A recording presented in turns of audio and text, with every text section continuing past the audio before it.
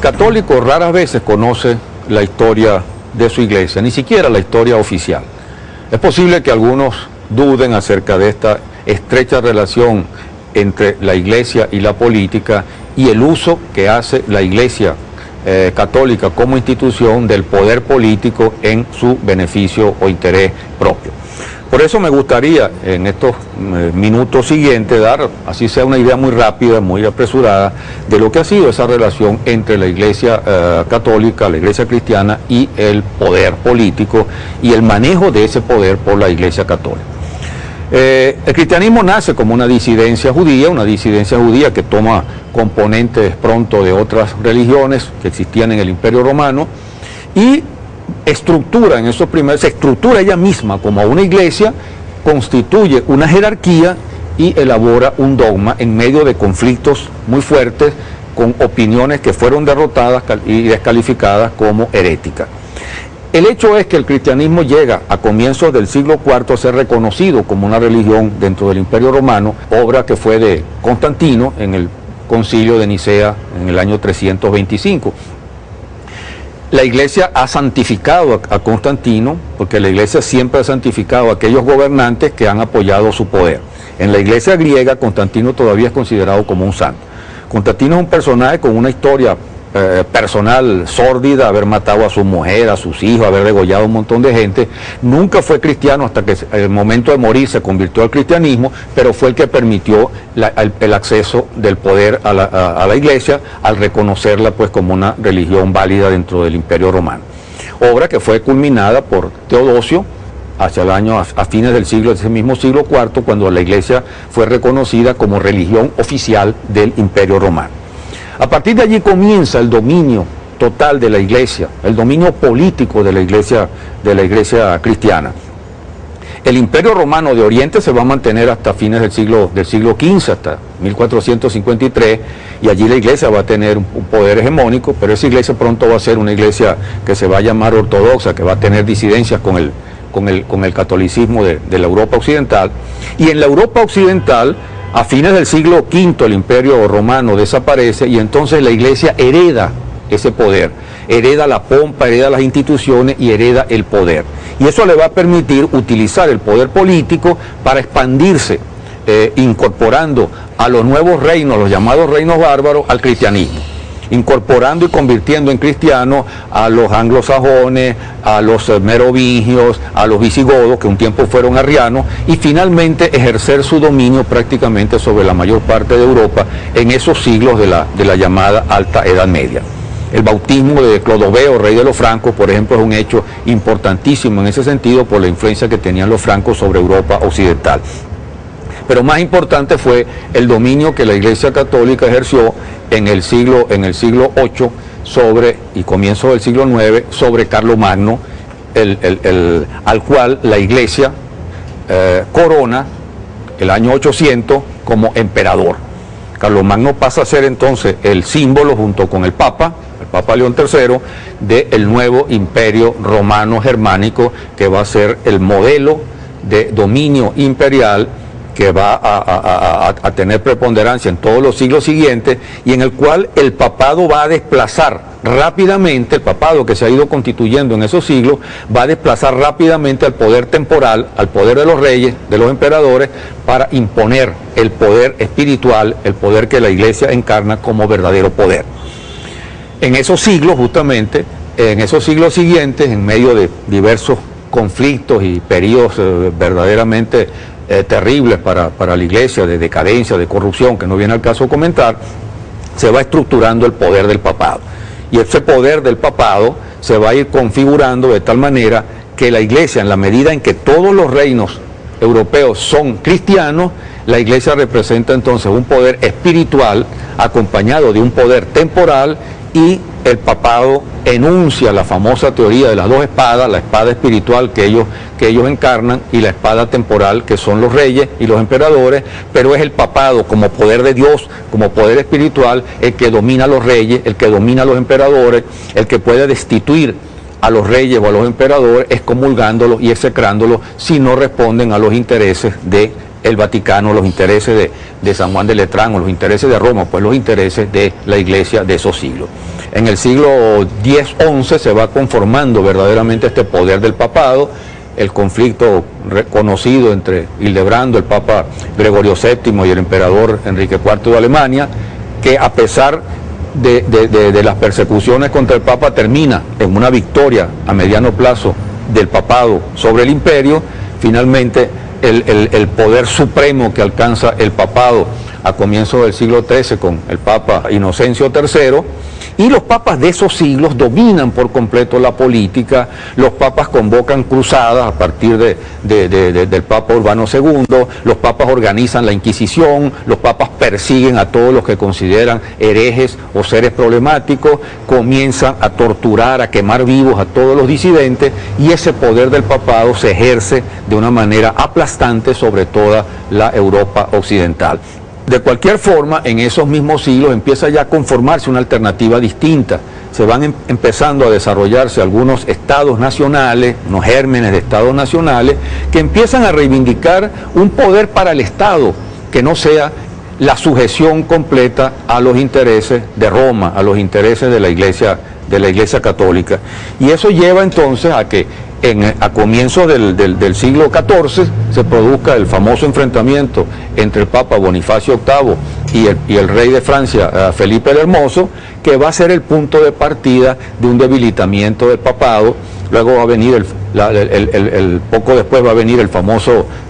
cisma, la crisis profunda del papado.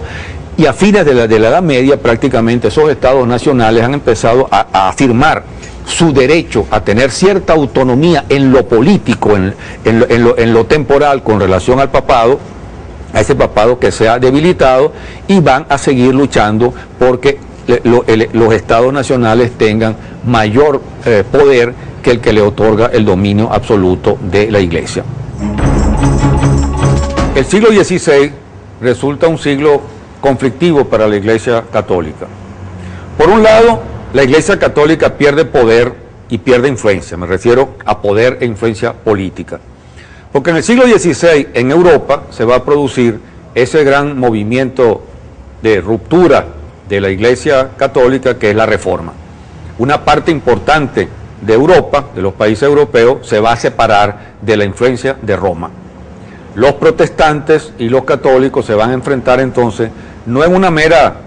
división o separación religiosa, sino en una guerra de religión. Y las guerras de religión son la forma más terrible y más espantosa de las guerras,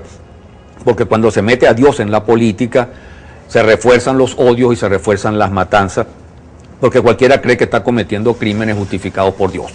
El hecho es que hay una matanza terrible en la cual se combina una vez más lo político y lo religioso en estas guerras, y la Iglesia Católica queda debilitada porque una parte de los antiguos católicos pasa a ser ahora protestantes independientes de Roma.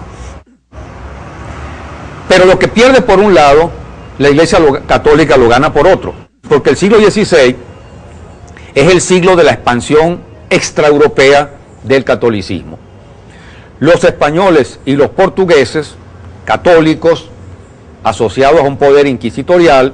van a ser los conquistadores de una parte del Asia,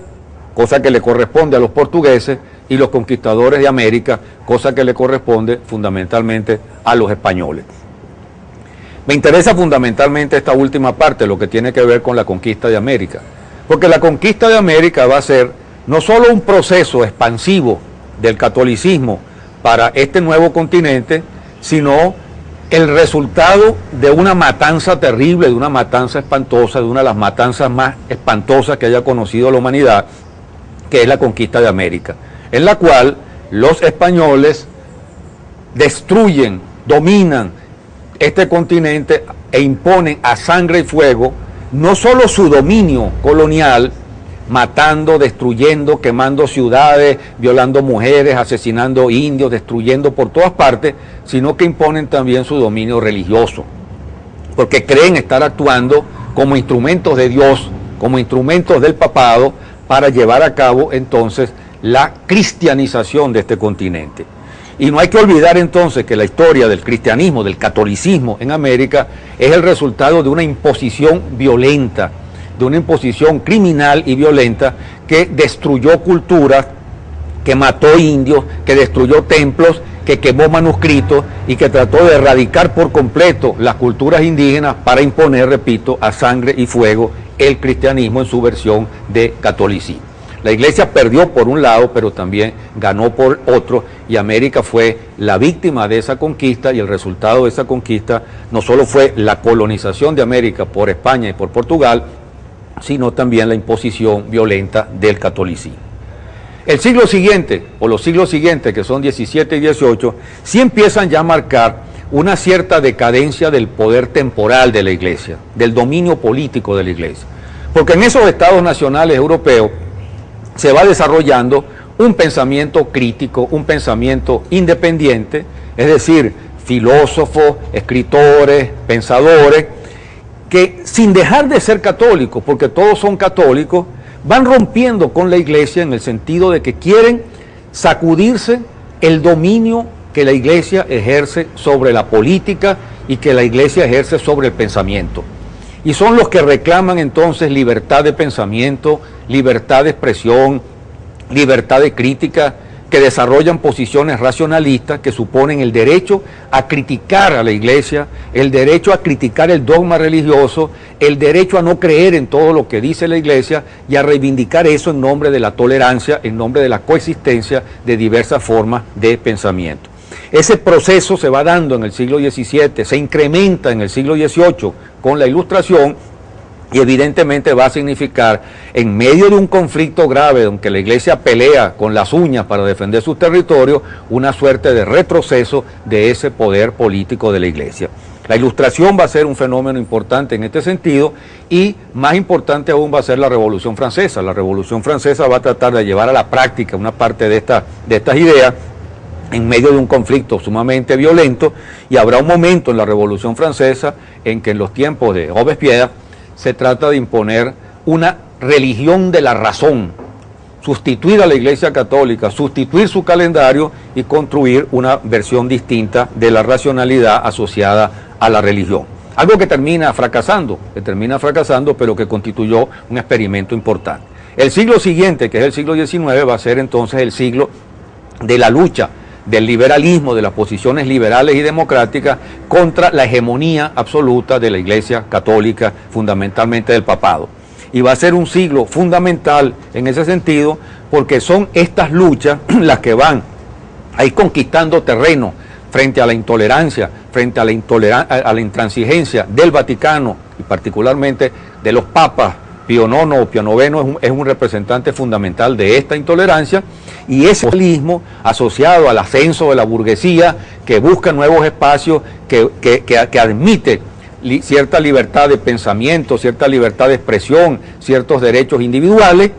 va a terminar obteniendo victoria, arrancándole terreno, arrancándole espacio a la Iglesia Católica, y eso es en conjunto lo que constituye la lucha histórica, lucha no terminada y lucha muy difícil de terminar, para lograr lo que se llama la separación de la Iglesia y el Estado, es decir, la conquista de un Estado laico, de un Estado donde cada quien pueda tener la religión que quiere, practicar la religión que quiere, pero el Estado no se define por ninguna religión. El Estado da libertad para practicar cualquier religión, mientras las religiones no pretendan tener hegemonía política ni dictarle políticas al Estado. De eso vamos a hablar en el segmento que sigue para terminar este programa. Constantino todavía es considerado como un santo. Constantino es un personaje con una historia personal sórdida, haber matado a su mujer, a sus hijos, haber degollado a un montón de gente. Nunca fue cristiano hasta que el momento de morir se convirtió al cristianismo, pero fue el que permitió el acceso del poder a la Iglesia, al reconocerla pues como una religión válida dentro del Imperio Romano. Obra que fue culminada por Teodosio hacia el año, a fines del siglo, ese mismo siglo IV, cuando la Iglesia fue reconocida como religión oficial del Imperio. Jerarquía, y elabora un dogma en medio de conflictos muy fuertes, con opiniones que fueron derrotadas y descalificadas como heréticas. El hecho es que el cristianismo llega a comienzos del siglo IV a ser reconocido como una religión dentro del Imperio Romano, obra que fue de Constantino en el Concilio de Nicea en el año 325. La Iglesia ha santificado a Constantino, porque la Iglesia siempre ha santificado a aquellos gobernantes que han apoyado su poder. En la Iglesia griega, Constantino. Por eso me gustaría en estos minutos siguientes dar, así sea una idea muy rápida, muy apresurada, de lo que ha sido esa relación entre la Iglesia católica, la Iglesia cristiana y el poder político y el manejo de ese poder por la Iglesia católica. El cristianismo nace como una disidencia judía que toma componentes pronto de otras religiones que existían en el Imperio Romano y estructura en esos primeros, se estructura ella misma como una iglesia, constituye una romana. A partir de allí comienza el dominio total de la iglesia, el dominio político de la iglesia cristiana. El Imperio Romano de Oriente se va a mantener hasta fines del siglo XV, hasta 1453, y allí la iglesia va a tener un poder hegemónico, pero esa iglesia pronto va a ser una iglesia que se va a llamar ortodoxa, que va a tener disidencias con el catolicismo de la Europa occidental. Y en la Europa occidental, a fines del siglo V, el Imperio Romano desaparece y entonces la iglesia hereda.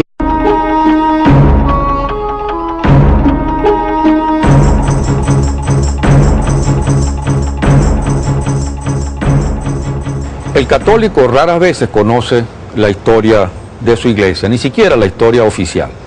Es posible que algunos duden acerca de esta estrecha relación entre la iglesia y la política y el uso que hace la iglesia católica como institución del poder político en su beneficio o interés propio.